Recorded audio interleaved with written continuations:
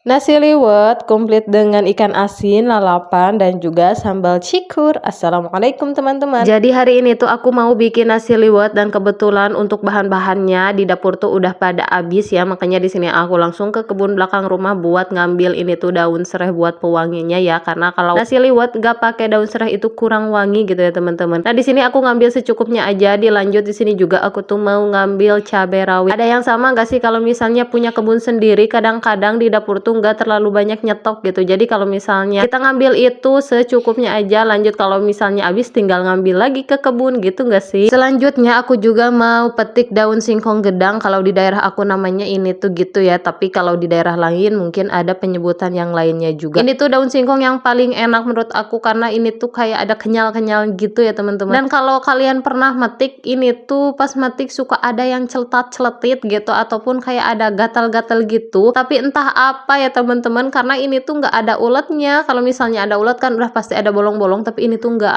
ada. Tapi aku tetap suka sama daun singkong ini. Nah untuk daun salamnya aku tuh kebetulan ada di depan rumah, makanya di sini dilanjut aku ke depan rumah buat ngambil daun salamnya. Kan kurang komplit kalau ada daun serai nggak ada daun salamnya ya teman-teman. Dilanjut lagi di sini tuh aku langsung ngisikan ataupun ngebersihin beras karena di sini kan kita mau bikin nasi liwet ya, makanya aku tuh pakainya citel kayak gini aja ya teman-teman. Dan di sini juga aku tuh nggak lupa buat ngasih penyedap rasa alias garam dan juga micin ya. Di sini aku tuh aduk-aduk dulu biar semuanya tercampur merata dan nggak lupa buat dicicip dulu kira-kira udah pas apa belum rasanya. Dan jangan lupa juga dikasih daun salam, daun serai. Nah ini tinggal ditutup, tunggu sampai ini tuh mendidih ataupun ngagolak ya teman-teman. Untuk kompor yang sebelahnya lagi aku pakai buat ngerebus daun singkong ya, biar ini tuh cepet juga. Dan ternyata nasi liwetnya juga udah surut airnya, makanya di sini aku aduk-aduk biar untuk rasanya ini tercampur merata ya teman-teman. Dan kalau misalnya ini udah diaduk kayak gini dan udah surut juga airnya, nggak lupa ini aku taruh plastik di atasnya dan juga kain ya, biar nanti uapnya itu nggak banyak keluar gitu loh, jadi cepet mateng. Nah di sini aku tutup dan nggak lupa aku buat kecilin ya apinya. Dan ternyata ini daun singkongnya juga udah mateng. Lanjut aku mau tiriskan dulu ya teman-teman. Setelah ngerebus daun singkong, dilanjut aku mau petikin cabai rawit karena di sini tuh aku mau bikin sambal. Dan seperti biasa cabenya itu harus digoreng dulu ya kalau paksu, karena dia tuh nggak suka kalau misalnya cabenya masih mentah kayak gitu. Kali ini aku tuh mau bikin sambal kencur alias sambal cikur cek Sunda nama. Ini tuh aku ulek-ulek kasar kayak gini aja. Dan gak lupa di sini tuh aku mau menambahkan air karena kalau misalnya sambal cikur tuh enak kayak di kuah gitu ya teman-teman, apalagi dicocol nanti sama lalapan daun singkong.